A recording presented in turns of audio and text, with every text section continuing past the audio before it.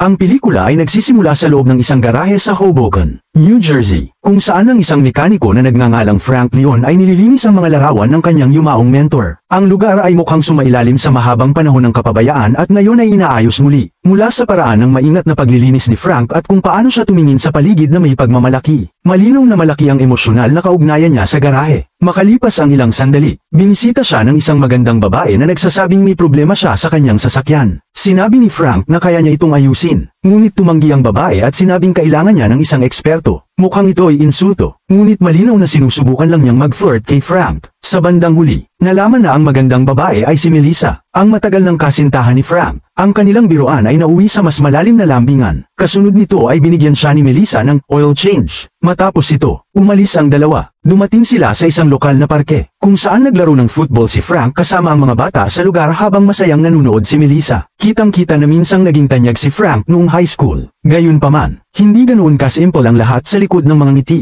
Si Frank ay isang preso sa Norwood Correctional Facility, isang mababang seguridad na kulungan para sa mga may maliliit na kasalanan. Kasalukuyan siyang nasa furlough at kailangang bumalik sa pasilidad pagkatapos ng ilang oras. Dahil dito, mabilis siyang hinatid ni Melissa pabalik sa Norwood ng may mabigat na puso. Ibinunyag na naaresto si Frank dahil sa pananakit sa isang grupo ng mga tao na umaatake sa kanyang mentor at kaibigan. Siya ay nahatulan at ipinadala sa Treadmore Correctional Facility na may maikling sentensya. Gayunpaman, nang malubha ang kalagayan ng kanyang mentor sa ospital, nakiusap si Frank sa warden ng Treadmore na payagan siyang bumisita. Tinanggihan ang kahilingan, kaya't napilitan si Frank na tumakas mula sa pasilidad. Ito ang huling pagkakataon na nakita niya ang kanyang mentor, na namatay sa araw ding yun. Nang bumalik si Frank sa Treadmore, isinumbong niya sa media ang masamang kalagayan ng mga preso sa kulungan. Dahil dito, na-demote ang warden. Ngunit si Frank, na lumabag sa seryosong patakaran dahil sa pagtakas, ay nahatulan ng karagdagang 5 taon sa kulungan. Sa kabila nito, dahil sa kanyang mabuting asal, kalaunan ay inilipat si Frank sa Norwood Correctional Facility. May natitira na lamang na 6 na buwan si Frank bago siya muling maging malaya. Habang naglalakad siya sa Norwood, makikitang maganda ang relasyon niya sa mga gwardya at kapwa preso. Mahal siya ng lahat dahil hindi siya nagdudulot ng anumang gulo sa sinuman. Sa kasamaang palad, ng gabing yun, nagsimulang magulo ang lahat para kay Frank, na halos matapos na ang kanyang sentensya. Dumating ang isang grupo ng mga pulis sa Norwood at marahas na pumasok sa kanyang selda. Walang seremonyang iginapos si Frank at kinaladkad palabas habang walang magawa ang mga gwardya ng Norwood. Ipinaalam sa kanya ng mga pulis na ililipat siya sa ibang kulungan. Nang itanong ni Frank kung bakit wala siyang natanggap na abiso, walang pakialam na sinabi ng mga ito na ganoon talaga ang kanilang paraan. Ilang sandali pa, ang litong si Frank ay isinakay sa isang van at dinala sa isang mataas na seguridad na kulungan na tinatawag na gateway. Ang pasilidad na ito ay pinamamahalaan ng isang malupit na warden na nagngangalang Drongul. Pagdating ni Frank, sinalubong siya ng warden, na tila natutuwa sa kanyang pagdating. Sa pangalang yon, maaaring may paraan ng pananalita si Drongul na ganito, "Akin na ang pagkakataon ngayon,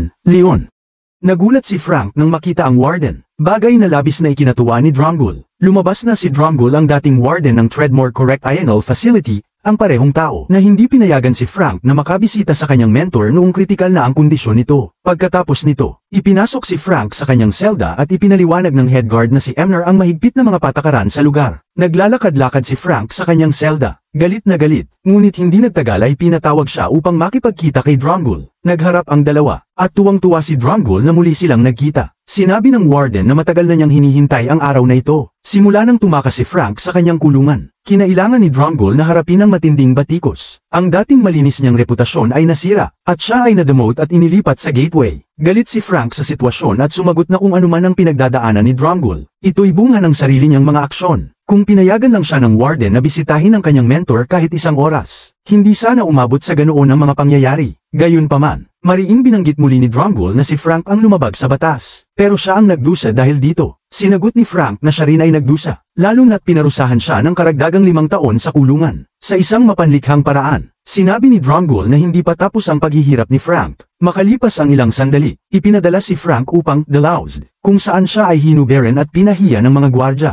Pinapasok siya sa isang transparent na silid na pinuno ng puting gas na di umano'y pumapatay ng mga mikrobyo. Sinabihan siya ng mga gwardya na kailangang pigilan niya ang kanyang paghinga sa loob ng 30 segundo dahil mapanganib ang gas kung malanghap, tulad ng inaasahan. Nakialam si Drongul at hinayaan ang proseso na magpatuloy ng higit sa 30 segundo. Pinilit ni Frank na pigilan ang kanyang paghinga, ngunit sa huli ay napilitang huminga ng malalim habang bumagsak siya sa kanyang mga tuhod. Sakalang pinatigil ni Drumgoole ang gas. Halatang natutuwa sa paghihirap ni Frank. Kinabukasan, pumunta si Frank sa yard at nakilala ang ilang preso. Isa sa kanila, si Shank, na kilalang bully, ay inutusan na gawing miserable ang buhay ni Frank. Sinubukan itong takutin si Frank gamit ang isang pocket knife. Subalit napansin ito ng head guard na si Emner, kaya't pinahanap niya ang kutsilyo. Agad na itinago ng grupo ni Shank ang armas, kaya't walang nakitang ebidensya si Emner kahit matapos ang paghahalughog. Nang tanungin si Frank, pinili nitong huwag makialam at nagsabi, "Wala akong nakita." Habang naglilinis ng sahig, nilapitan si Frank ni Dallas, isang dating kasamahan sa Treadmore. Sinabi nito na plano niyang tumakas sa kulungan at inaya si Frank na sumama, pero tinanggihan ito ni Frank dahil sa panganib ng plano. Dinala siya ni Dallas sa garahe ng kulungan at sinabing tutulungan siyang makahanap ng trabaho roon. Ngunit si Eclipse, ang head mechanic, ay ayaw ng gulo at walang tiwala kay Frank. Sinabihan niya silang umalis sa kabila ng pagmamakaawa ni Dallas. Kalaunan, dumating si Melissa sa gateway at kinausap ang mga gwardya sa reception. Gusto niyang makita si Frank, ngunit sinabi ng mga ito na hindi ito posible dahil sa bagong mga patakaran. Sa kabutihang palad, dumating si Emner at sinabing maayos si Frank. Nang tanungin ni Melissa kung bakit siya inilipat sa kabila ng pagiging modelong preso, sinabi ni Emner na ito ay isang routine transfer lamang. Sa susunod na eksena, makikitang naglilinis si Frank ng isang makinarya nang muling lumapit si Dallas. Mayroon itong blueprint at isang plano para makatakas.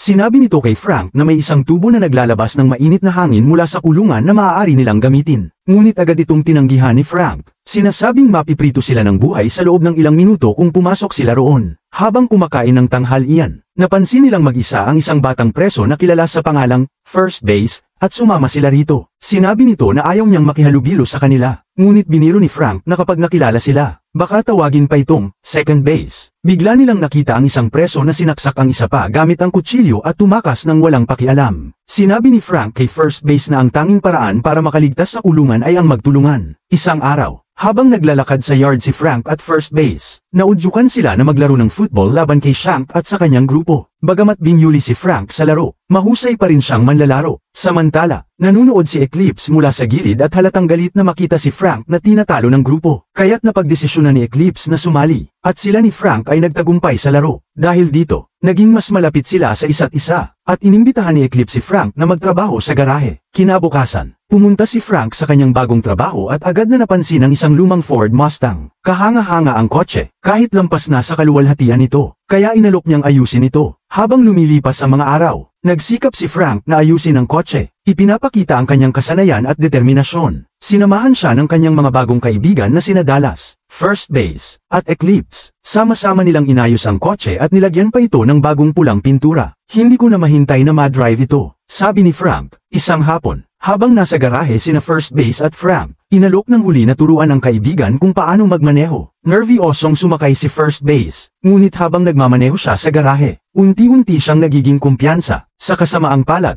hindi niya alam kung paano magpreno at nauwi sa paglabas ng garahe at sa yard. Doon, nakita ng warden ang bagong pinturang pulang kotse at iniutos na tanggalin si First Base mula rito. Ginamit din ito ng warden bilang dahilan upang ibintang kay Frank ang insidente at parusahan siya. Itinapon si Frank sa solitary confinement ng ilang araw, kung saan hindi siya patas na tinrato at binugbog ng mga gwardya. Nang malaman ito ni Emner, ang nag-iisang gwardyang may konsensya, nagalit siya sa kanyang mga kasamahan at sinermonan sila. Agad niyang pinalabas si Frank sa solitary confinement at humingi ng paumanhin sa kanya. Dinala pa niya si Frank sa kanyang selda at iniabot ang mga liham mula kay Melissa na matagal nang naipit sa utos ng warden. Kinabukasan, bumisita si Frank sa garahe at natagpuan ang kanyang mga kaibigan na galit sa nangyari. Gayunpaman, kalmado si Frank at sinabihan sila na maghinay-hinay. Okay lang, guys, sabi niya. Dahil 21 araw na lang ay matatapos na ang kanyang sentensya. Pinahayag niyang kakayanin niya ang anumang itapon ni Drumgoole sa kanya hanggang sa araw ng kalayaan niya. Ngunit, may masamang plano ang warden. Gusto lang ni Drumgoole ng dahilan upang mapahaba ang sentensya ni Frank. Sa kanyang madilim na plano, pinayagan niya si Shank at ang kanyang mga tauhan na patayin si First Base sa gym. Nang malaman ito, galit na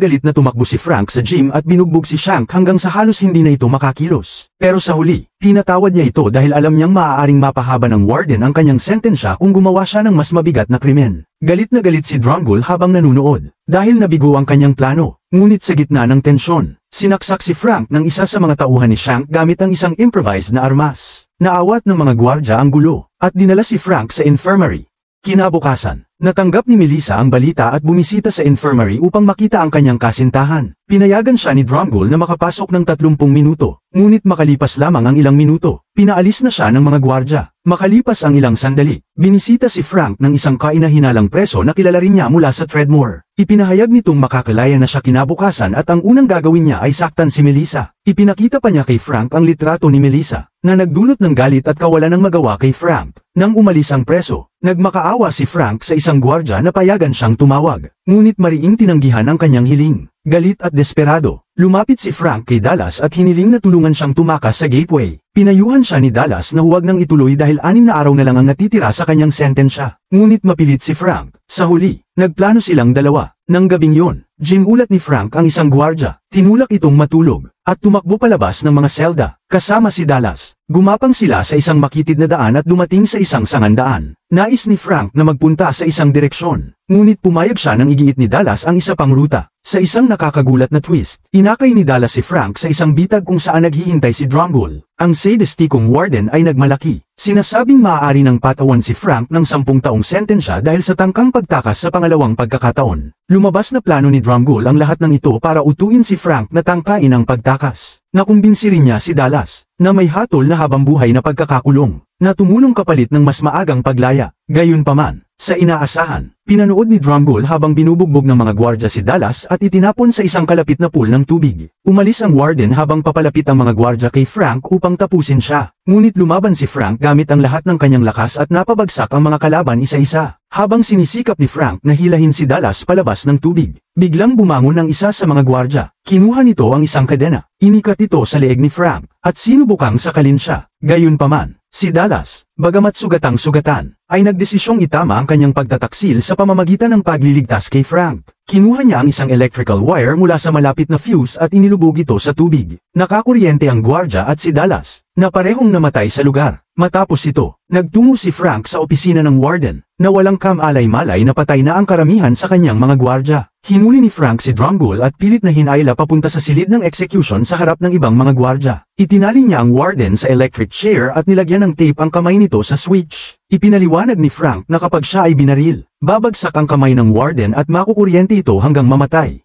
Dumating si Emner at ang iba pang gwardya, at pinilit ni Frank si Drumgold na ipagtapat ang kanyang buong plano. Bagamat inamin na ng warden ang kanyang mga kasalanan, hinayla pa rin ni Frank ang switch, na tila papatayin ng warden. Sa kabutihang palad, walang nangyari dahil naputol na pala ni Frank ang kuryente kanina pa. Ang gusto lang niya ay ang kumpisal ng warden. Sa wakas, tinanggal sa pwesto si Drumgold at dinakip. Ilang araw matapos ang insidente, natapos na ang sentensya ni Frank, at siya'y malaya nang lumabas. Nagpaalam siya kay Eclipse, na binigyan siya ng isang sigar bilang regalo. Inihatid naman siya ni Kapitan Emner palabas, at nagbiro si Frank na mamimiss niya ang ngiti ng kapitan. Nagtapos ang pelikula sa paglabas ni Frank mula sa gateway at mainit na niyakap ang kanyang kasintahang si Melissa.